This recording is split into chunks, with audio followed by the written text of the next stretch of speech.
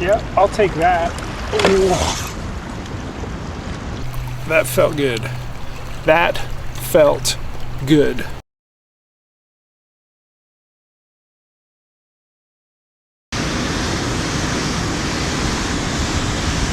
I'll go ahead and hold him down like this. Shut the mouth. Manipulate that tail with an extension, the brand new Yak Attack phone holder, right? So I've got that in there, and you can see I got it pointed, but the idea is that I can use one hand to slide him and shut the mouth, and the other hand to swing and manipulate the tail to get as much as I can.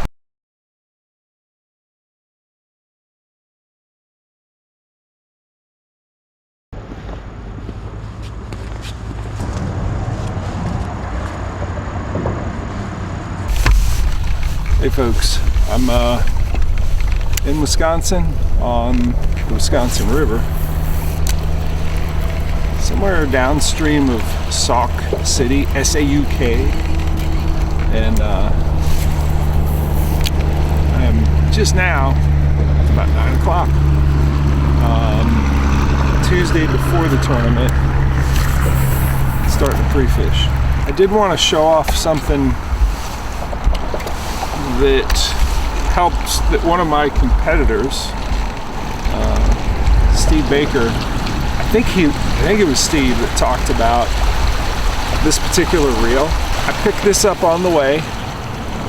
It is a Abu Garcia Revo Rocket. The reason that I bought this particular reel is something that Steve said. He was talking about fishing a bank and fishing something that you throw into the shade, and the only productive part is the first 6 feet of the retrieve.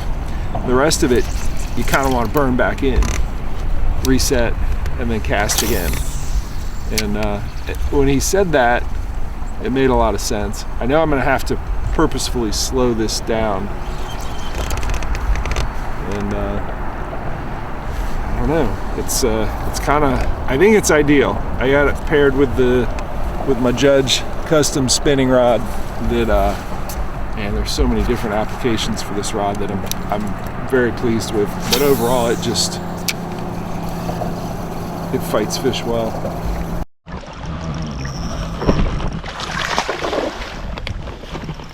This is a crankbait fish. Get in the net. Oh, you're good. You're a cull.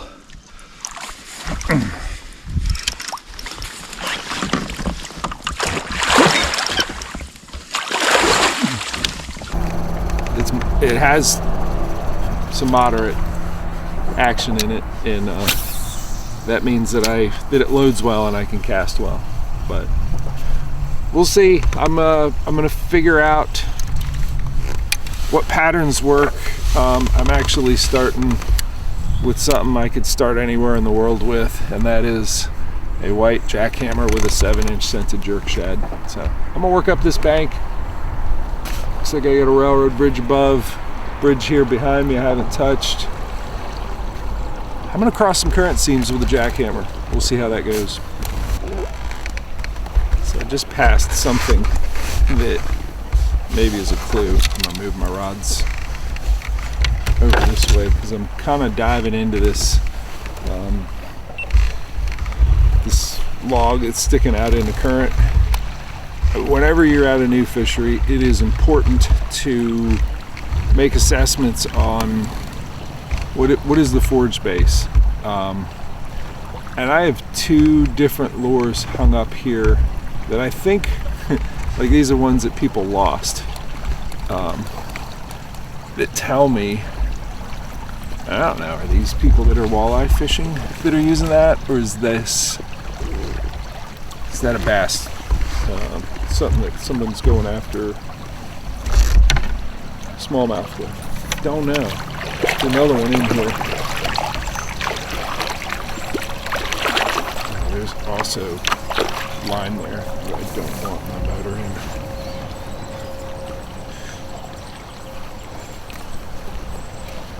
A lot of line. Okay, it's a good reason to have your knife here. You know, sure, keep it out of your torpedo, but also if it's heavy braid and someone who'd been catfishing, you might have some trouble there. All right, so this is a little crankbait, and I'm gonna grab this and then we're gonna look at commonalities of these two baits here. And sure, maybe I throw this. So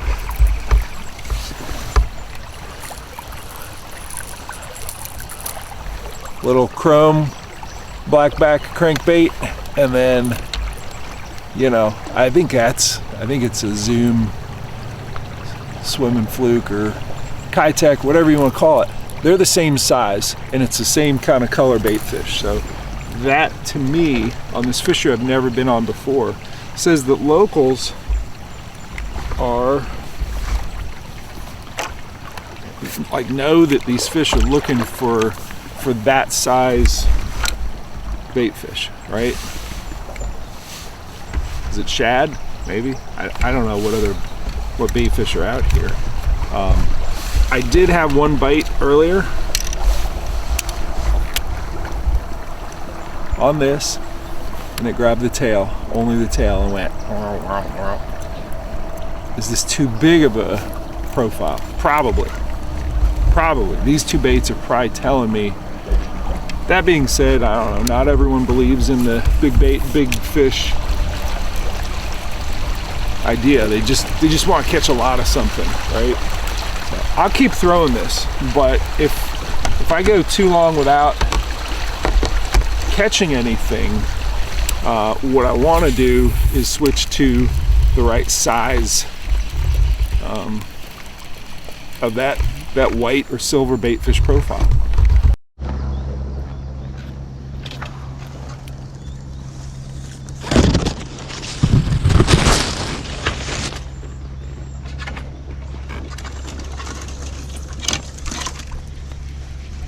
So just real early first impressions. I actually had to come to the bank to get the billy goat unstuck from this root ball, but real quick first impressions on this reel.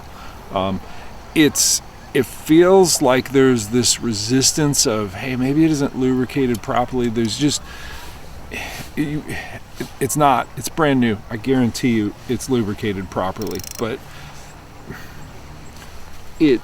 there's a resistance, and the resistance, I believe, is just the gearing. Like, it's, what was it, 7.1 to 1? It's like each turn, I forget how many inches it gathers, but it's a lot. In the gearing is how they do that. The consequence of that is that this feels like, oh, you're really wrenching it, but it's flying into you. Which is what I want. I sort of left myself not a great opening here to get out and come up into this. And I might have to do some draw strokes here. I got this branch here. Let me just use some speed. Getting into those tight spots is tricky, especially with rods sticking back that are not, you know, right there in your face. You can't see what trouble you're subjecting them to. So on the way out here, I stopped off at my buddy Chuck Earl's place and stayed a night at Chuck's. Threw the rooftop tent up and had a good sleep there right in his driveway. And he was showing me some crankbaits that he got for like $1.99 each at Ollie's. I think they're pretty cool looking. I think they should catch fish.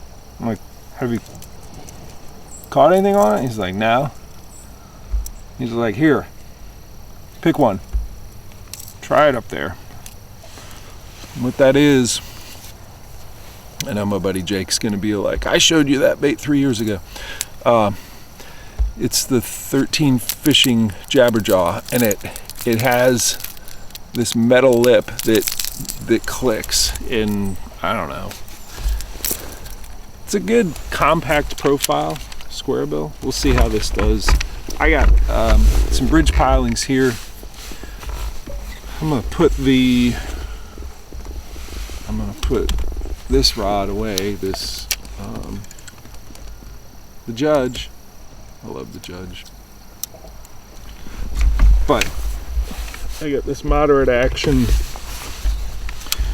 This one's the Revelation, and it's a wonderful jerk bait and crankbait rod that has amazing sensitivity. I can feel that I'm on a sandbar right there, as opposed to when I bring it part way back and sandbar, oh yeah, that was a log. You know, you can feel all of that with the Revelation because it is a blank that it has the sensitivity, but it also is built with a moderate action. So a lot of moderate action rods have more of the fiberglass in them than the graphite. This one's all graphite and all sensitivity, and that does play into knowing what you're feeling down there, and you know, having some level of understanding where your bait was right before it got thumped and you caught that fish.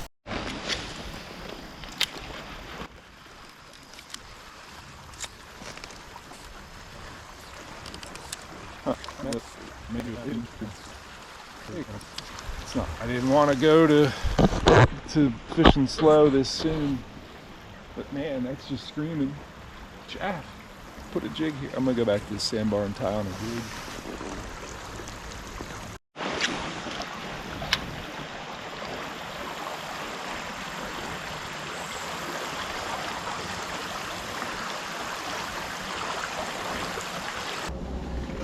You can see that this line, that is a strip of algae. That's an algal bloom, I believe. Like, it is green, blue-green.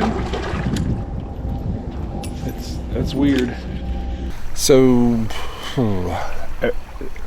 substrate analysis is always an important part of it, because if you understand the substrate of the river you're fishing, you're going to come up with better patterns. Excuse me. You're going to come up with better patterns. You're going to have better baits to fish that substrate. And in this case, I hope this is showing up. There's a sandbar here that's like 6 inches deep. This might be the better angle to see it. I mean, it's at the base of this bridge piling, but sandy, and it just drops right off here. And this is just dark, and I don't know unless I stick a rod down there. It's steep. I mean, the angle of that rod before it touched, it's probably right there next to 6 inch deep water. It's 4 feet just off of it. So I'm thinking, I think the jabberjaw doesn't dive deep enough to really dredge down in there. So I'm gonna take the jabberjaw off. Like, I bet you this is a 4, maybe. I don't think it's gonna get 6 feet. I think it's a 4-foot diver. I need to really work this, something that has a bigger bill. That's a DT10. Let's work with the DT10 for a while. And I like using that because that is a bait that if I find out that is really working, is readily available. Like, I don't know what this is. This is a 6th wake bait. Great looking thing. I grabbed it thinking, hey, maybe it's a shad. But listen, sometimes you have to like baits that you know you can go to any. I think in this area it'd be a Shields, right? Or Cabela's. I don't think Academy's up here. Whatever. You can go to any of those Bass Pro Shops. That was something at the surface right there. And find more DT10s. Right. See that log back there? That's where I got my first tap. I threw the jig on it. It went tap tap. And set the hook, and the hook buried into the wood pretty hard. But it definitely was a pop up. I think felt like a small bass. Okay.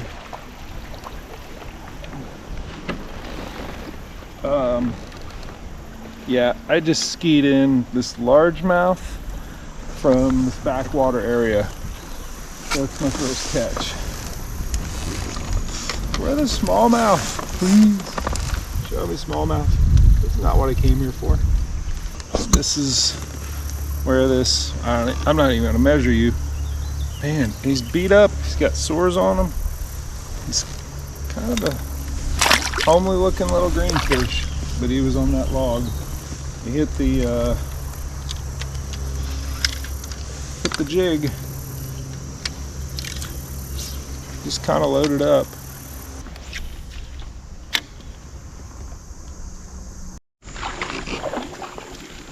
Okay. Another largemouth back here in the backwater on the jig, pretty much the same size as the other one.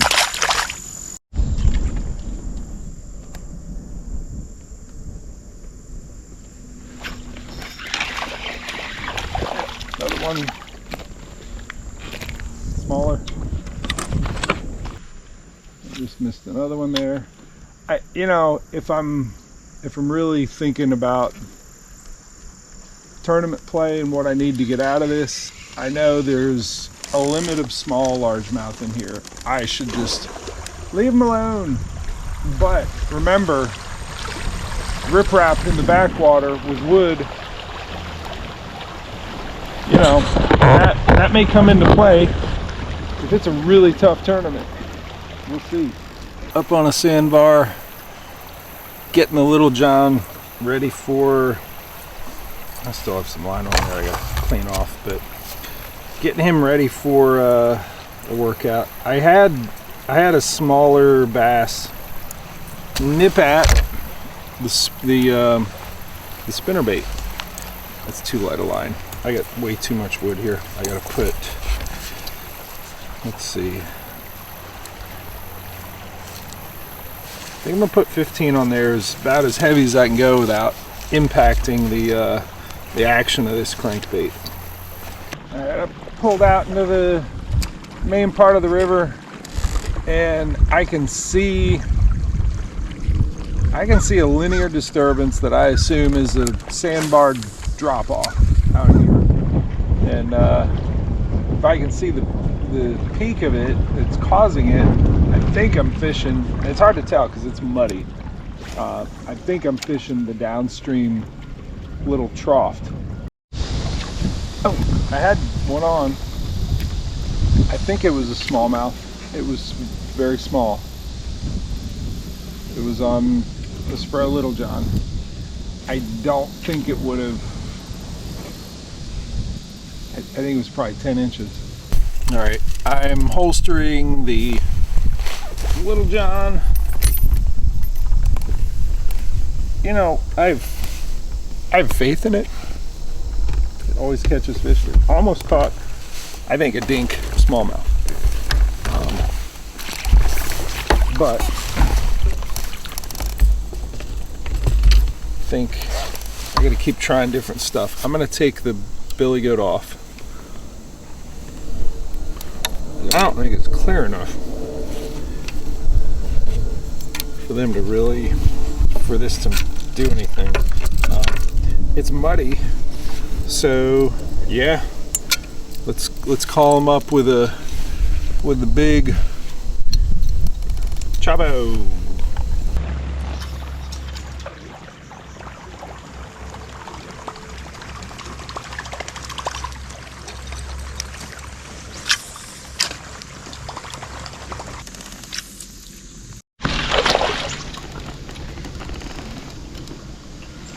Okay.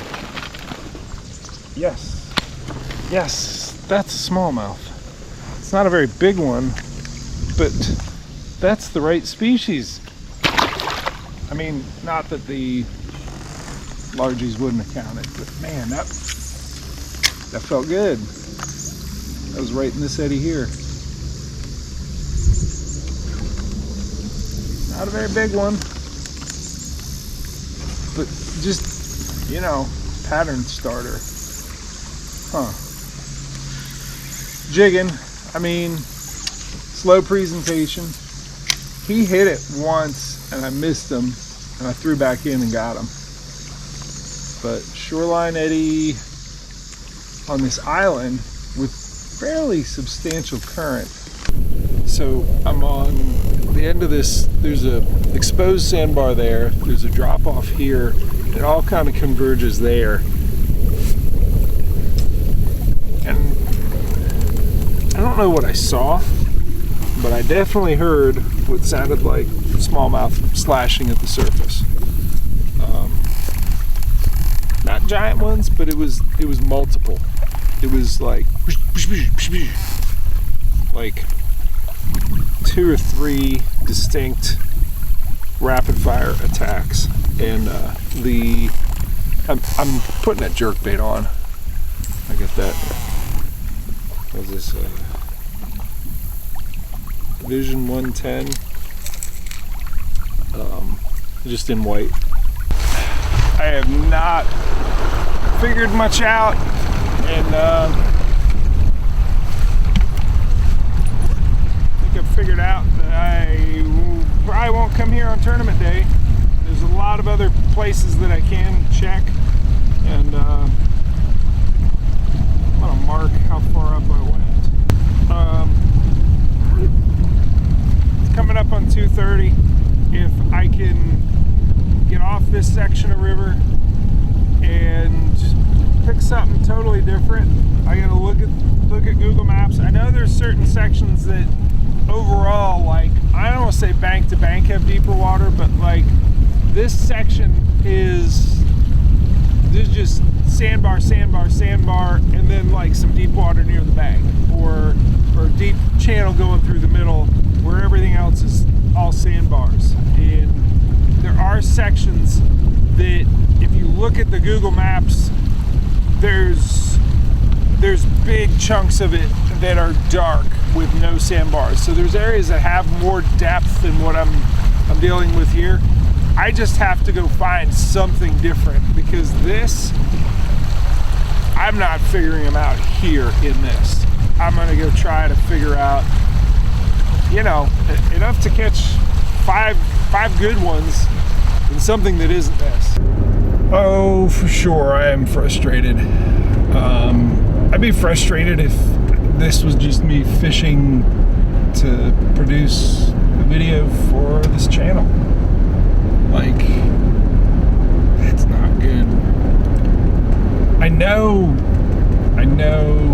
this river has different characteristics further up. The further up in the watershed you go, it has, instead of that sandbar kind of substrate, it definitely has the rocky substrate. Higher gradient, that generally is what happens. You know, you move up in a watershed, you have just higher gradient. You know, gradient is the number of feet that a river falls over the span of a mile, and they publish it in a lot of whitewater guidebooks as a measure for, hey, how fun or not fun is this? And you know, the whitewater guys want to see like 25 plus feet drop over the course of a mile for it to be fun.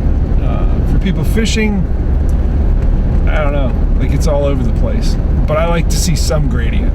Usually single digits is good. I don't think this has anything close to single digits, or more than single digits. I bet this falls, I don't know, 2 feet in a mile, maybe.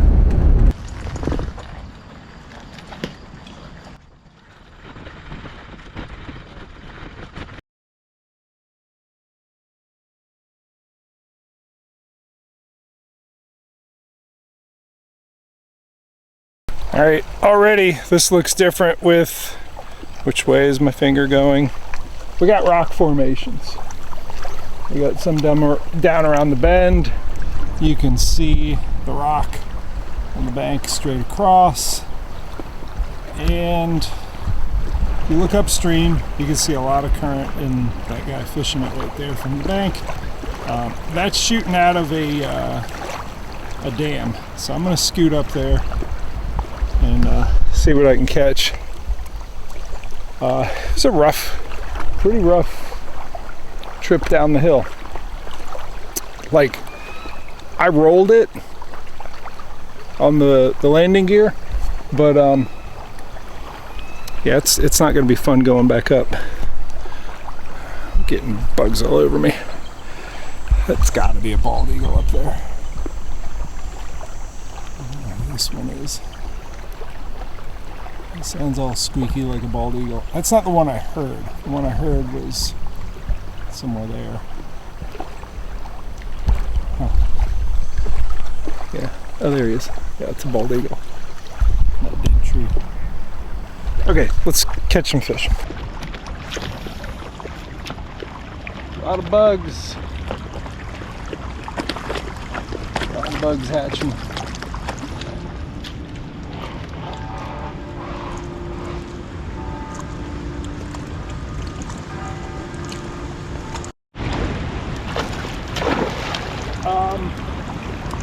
Yeah, I'll take that.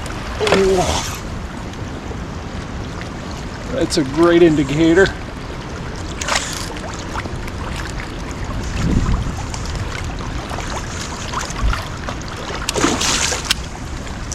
I just saw him jump twice, and he's big. Okay. Feeling better about things pretty quickly on the DT10. All right, that felt good.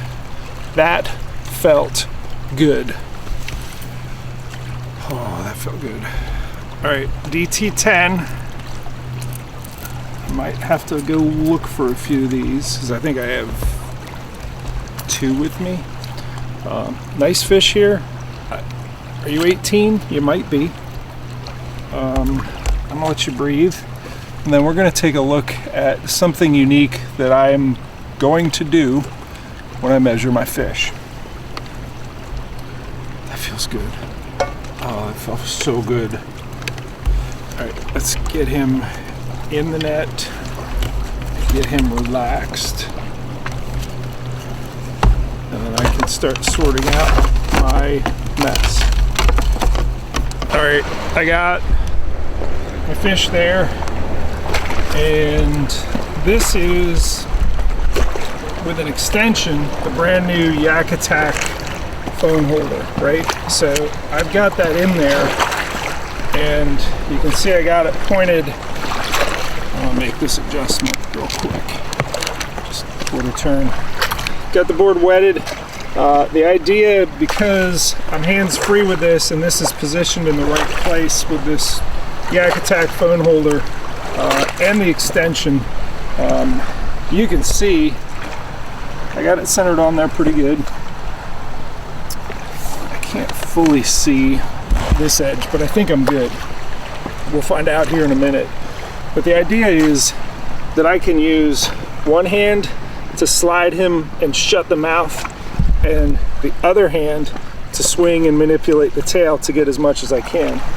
We're gonna take a look and see, you know, this is my first time doing it with this particular Yak Attack device. So maybe I'll turn the camera down so you can kind of see what it is that I'm doing. You should be able to see here in just a minute. I will have a voice command for taking the picture, and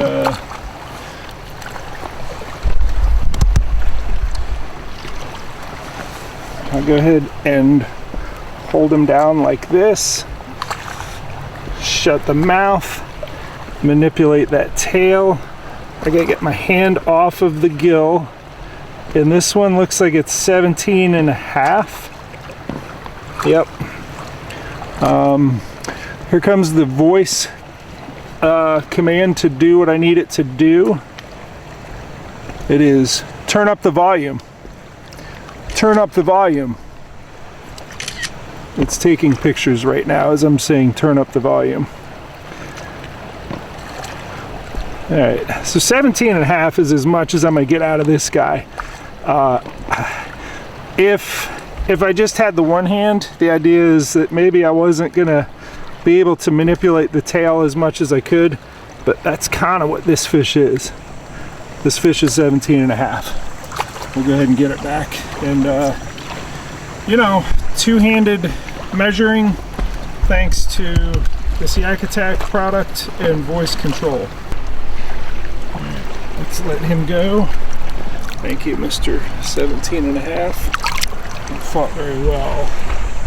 And that was right in this area here. So I'm gonna take my phone and drop a waypoint once I'm done with photo mode.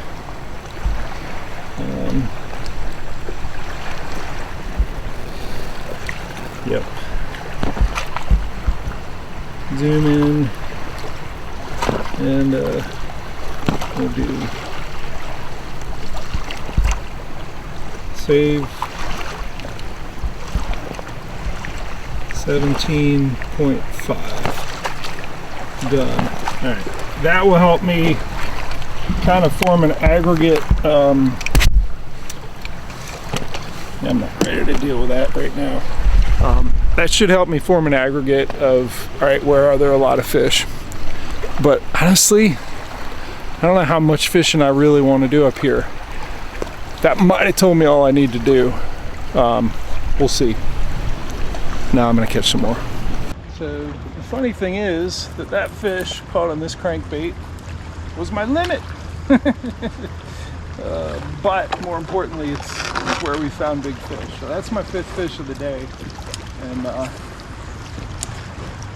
you know, do I keep doing this, or do I get out of here, get up that, I kind of need to go up to the dam just to know, hey, can I handle things up there?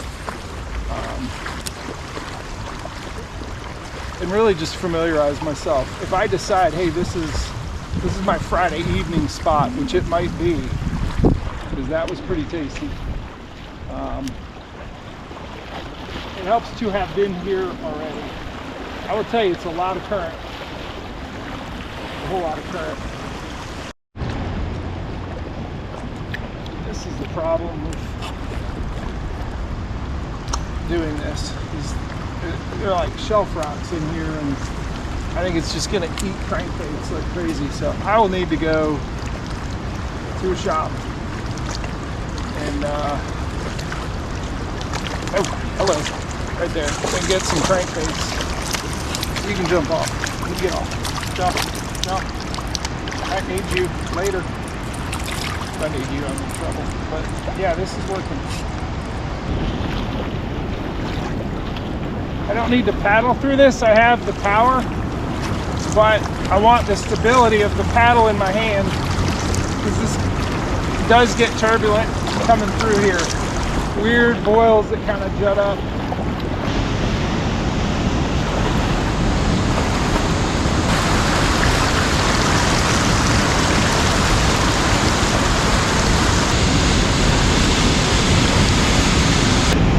Pretty noisy environment. I think I'm going back to the big, noisy chatterbait, the jackhammer with the 7-inch sensitive jerk shad.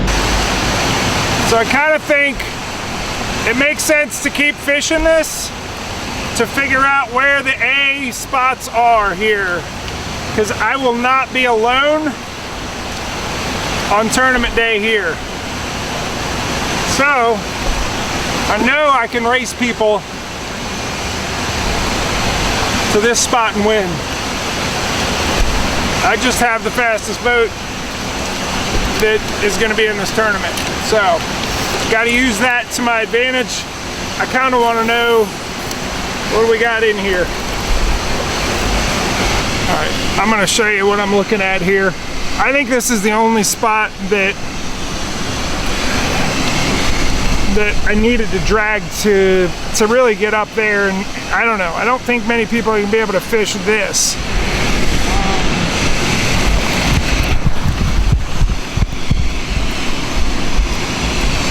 That being said, I haven't caught anything here in the first like 3 dozen casts, fan casting all the way across. So I don't know that this is maybe a different amount of water coming out of there. It makes sense.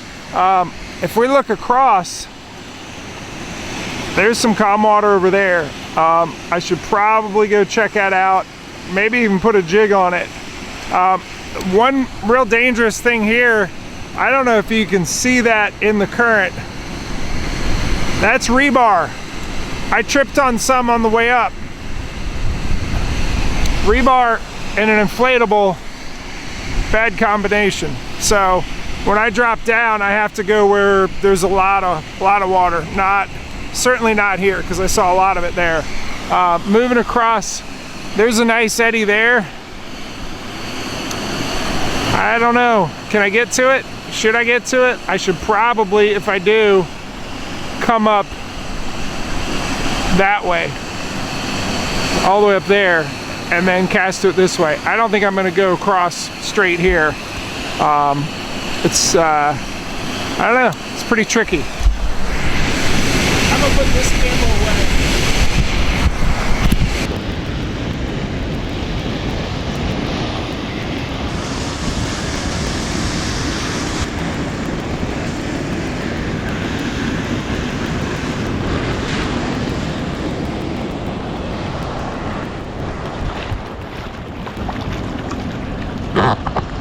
Yeah.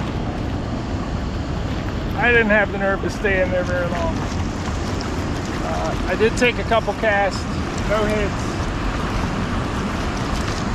If my instinct is saying get out, I should get out.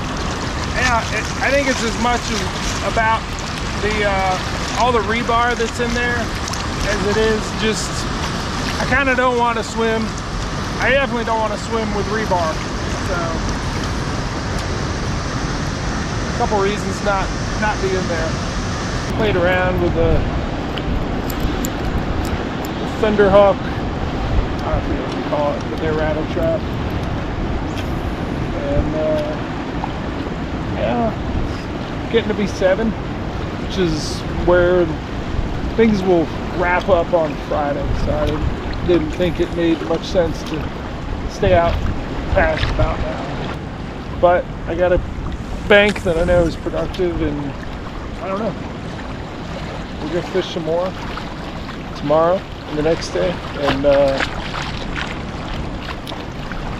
haven't made any decisions yet, but I'm starting to get a few patterns.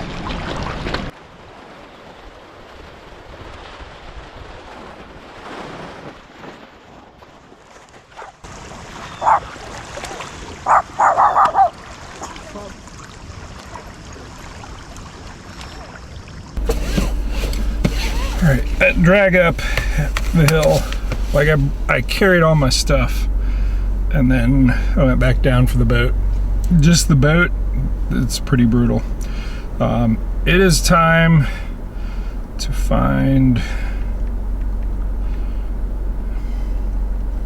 more DT10s, so I'm gonna maybe find a Walmart or whatever, local tackle shop.